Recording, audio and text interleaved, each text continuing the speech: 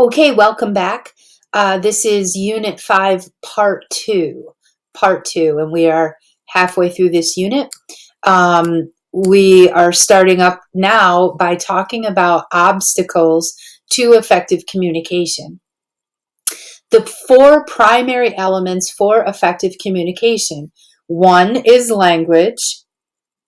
Two is message breakdown. And why does a message break down? It could be because of poor word choice, an unclear presentation, poor organization, and unclear. Some other obstacles are psychological barriers.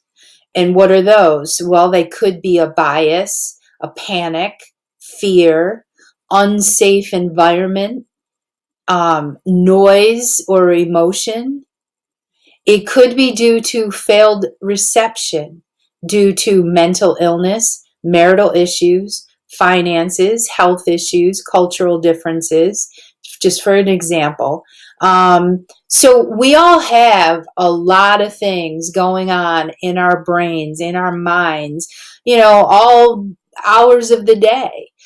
Sometimes there are good things going through our minds. Sometimes they're bad things. Sometimes we're worried and stressed about something.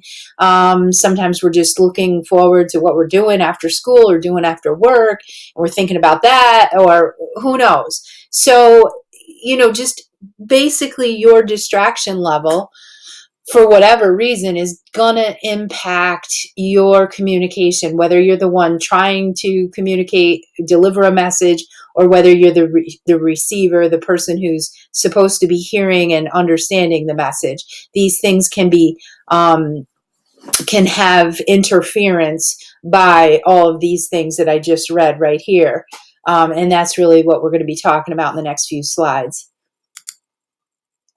So this is a really good picture. I know my other pictures weren't that interesting, but I think these are great pictures to really get the idea of barriers to effective communication. What are the problems? So let's take a look at this first one, right? Top left here, this guy, what's the issue? He looks like he doesn't feel too good. He looks sick to me, right? He's got his scarf on, he's got his hot tea, he's got his hand on his head, like maybe he's got a fever, maybe he's got a headache, but he doesn't feel well. So somebody who doesn't feel well you've all been there, I've been there, we've all been sick, and sometimes we've been really sick, and you can't really concentrate or function or think or hear to other stuff going on when you feel crappy. So that's this picture. Now this guy, he looks really upset. He just looks either really sad or really depressed. Maybe somebody died. Maybe his girlfriend or boyfriend, who knows, broke up with him, or maybe he's getting a divorce. I mean, these are big adult issues. Well, not just adult, because they happen in kids' lives too. But these are the crappy things that happen in life, and it's hard, to get through. So he's not going to be a good listener when he's got something else that's really upsetting him, and probably not a good communicator either. So the bottom left, it's self-explanatory, but it's a really noisy place. This guy's got his ears covered. It's so loud. Have y'all been in those kinds of restaurants, or, you're too young to be in the clubs, but I've been to very, very busy, bar or pub type places with friends. And I mean, you could be sitting this close to somebody and you can't hear what they're saying. I personally can't stand that. I hate that.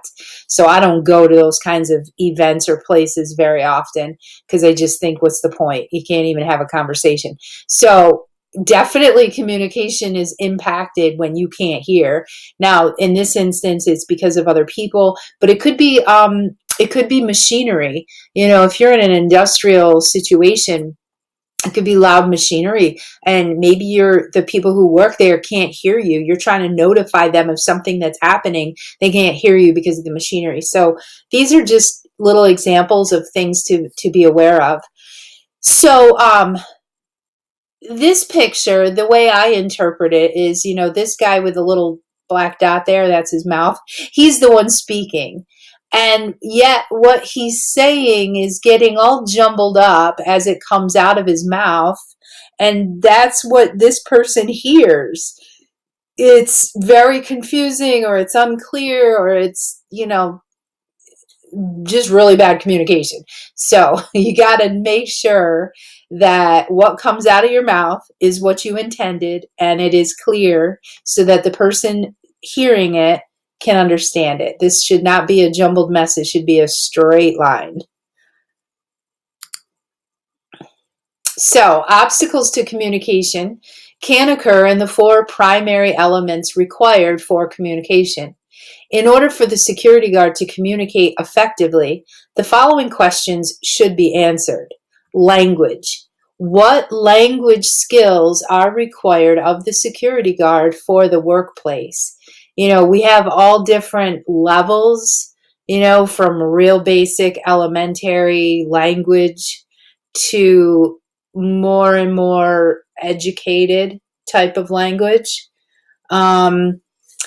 What language skills does the security guard presently possess?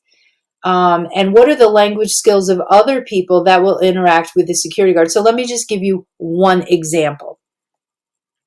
Let's say you're a security guard who has very little education and you grew up in a pretty rough area and your four-letter words are what comes out of your mouth every other sentence. Okay, well, you just got posted in, this executive level building, executive level business people, or even the FBI. I mentioned in an earlier unit that the FBI hires their own private security to protect their building while they're in it and while they're working. So imagine, telling, this FBI agent who's a very highly educated, high level, highly trained professional person, when they walk by and you're trying to say good morning, you're like, yo, what up, MF? I can't swear, I would, but I can't because I'm on video. But you get the point. Like, that's going to be really off-putting. Like, the way you speak and the language that you have really informs people of what your education and what your capability is. So you should always try to, speak at an upper level. I mean, there's a time and a place for everything. And obviously, when you're just hanging back, being casual with your friends or your family in your off time, you say whatever you want to say, but you have to learn how to turn it on and turn it off. And that's something that I really stressed with you guys in our class. I want you to see that difference and recognize when to turn it on, when to turn it off. In the professional setting, you want to be professional, and at the same time, so having said that, okay, so let's say you're a security guard at a manufacturing plant, and most of the people that are working there, they don't have a lot of formal education, and maybe the F-bombs are every other word out of their mouths. Okay, that's who they are. So that doesn't mean that's how you need to speak to them, but if you try to come up with these really fancy words that they are never going to understand, what is the point?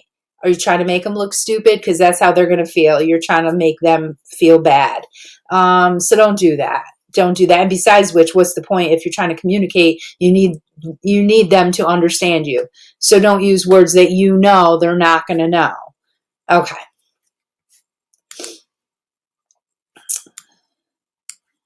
The barriers to effective communication will become apparent when these questions are answered. The following are specific obstacles for effective communication in all exchanges. Message breakdown. This is caused by the inability of the security guard to correctly state the message. The causes may be speech or language difficulties or a lack of understanding by the security guard delivering it. So you have to know what you're trying to say before you say it. And that's what this last sentence here means. And we've all been in that situation. I've been in that situation. I'm all jumbled up in my mind of what I'm trying to say, and therefore, the crap is what comes out. Not good. I need to know what I'm trying to say before I try to say it.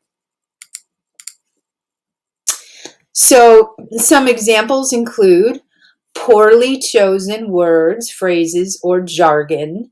Jargon is industry specific words that nobody else knows what they mean except for the people who work in that industry. You want to avoid using jargon if at all possible.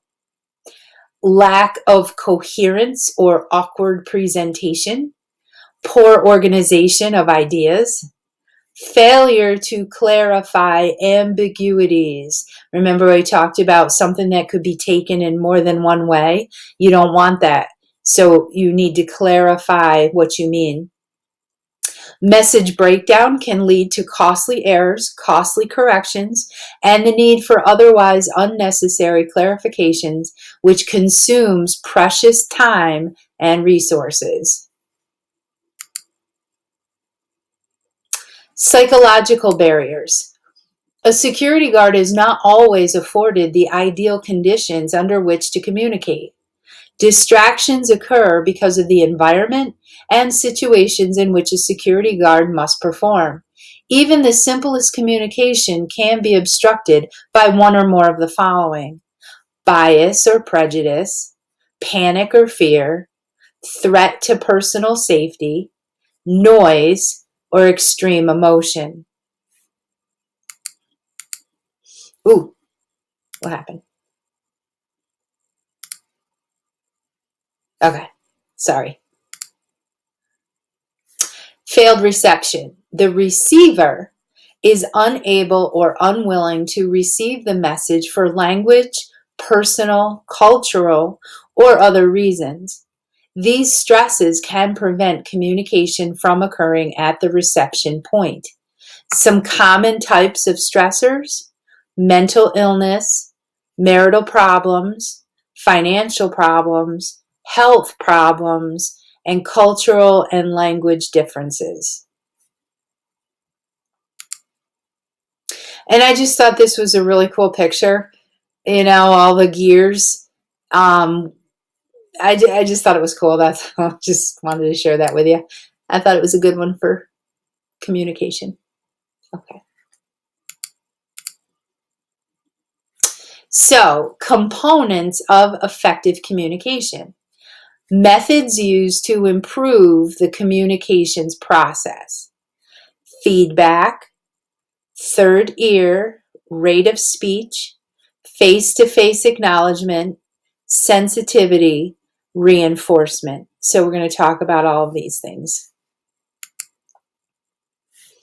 Components of effective communication. Methods used to improve the communications process. Direct, plain language. That's kind of what I was talking about a few slides ago when I was saying if you work with, most of the people you work with don't have very much education, you want to use your direct, plain language. Repetition. Repeat it. Say it a few times, a few different times, and give somebody a chance to hear it a second or third time. Confidence, having confidence and having that command presence, it goes a long way to effectively communicate. Having identified the problems encountered in communication, we must then identify how to avoid problems and be effective in communicating. The following list can be utilized to improve the communications process and help security guards overcome barriers. I just put a picture in. Okay. Oh, we got a lot here. Feedback. Feedback is a process to correct an inaccuracy in communication.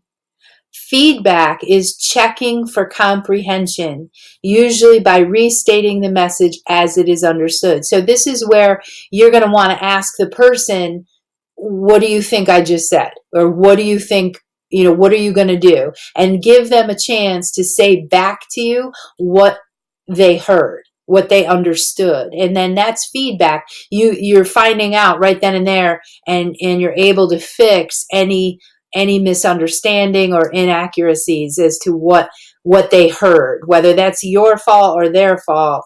It doesn't matter. There was a miscommunication. So feedback, that's your opportunity to get that person to give back to you the message they understood. Using a third ear. Listen to the message, not just the words in the communication. Hear the message objectively without bias or prejudice. So this is also where we would listen for tone of voice. If I say, how are you today? And then you say, I'm doing great. Is that believable? Do you think really they're doing great? They said they were, the words were, I'm doing great, but the face and the tone of voice did not match. So that's using your third ear. Make sure tone of voice and nonverbal matches the verbal. Adjust the rate of speech. A listener can only absorb a certain amount of information at one time. By changing the rate or pace of communication, a listener will be better able to understand the message. And we've all joked, and I hope I'm not one of them, but we've all joked about the your teachers that are speak in a monotone way. And there's that old movie, Ferris Bueller's Day Off. It's really old. It's from the 80s. I don't know if you've seen it, probably not. But there's a scene where the teacher is taking attendance and he's looking for Bueller. Bueller is the main character. And he just over and over, he says it in the exact same way. Bueller, Bueller, Bueller. It's just absurd. But it's funny because we've all had those teachers, I think, unfortunately. So don't be that person. Don't talk like that. Don't talk in this monotone way. Face-to-face. Face-to-face is always the best way. That eye contact, those facial expressions are just so critical.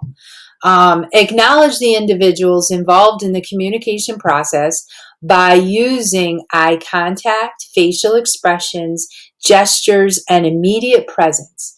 These can all enhance the communications process. Having or giving undivided attention is important to ensure the best possible communication. And obviously, face-to-face is not always possible. But if it is, that's the best way to go. See, face-to-face, having a good talk. Yep. Sensitivity to the receiver. The message must be meaningful to the receiver. Recognize cultural, age, and gender differences. Avoid slang or jargon that would not be understood by the receiver and adapt your message accordingly. Reinforce words with actions. Gestures and body language can reinforce verbal communication. Use direct, simple language. The receiver of oral communication must rely heavily on memory. To ensure communication is understood, use plain language. The goal, this is key, the goal is to inform, not impress. Use repetition. Reinforce the key parts of the communication. If the feedback seems weak, recycle the idea and check for comprehension again. Analogies may also help to clear the idea being communicated. Command presence. Used in emergency situations to ensure communication is clear and directions are to be followed. Displaying confidence, control, and knowledge of the emergency procedure will make emergency communications more effective.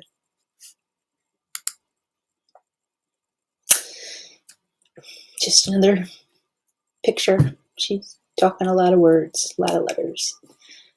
Okay. Summary. We're coming to the end. So you should be able to list the 3 components of communication: sender, receiver, feedback. List the 3 methods of communication: verbal, nonverbal, and written. 4 obstacles. There's a whole bunch, so I'm not even going to give them to you. Describe the components necessary to be an effective communicator. And time for your quiz. Okay. So I'll see you guys later. Good job.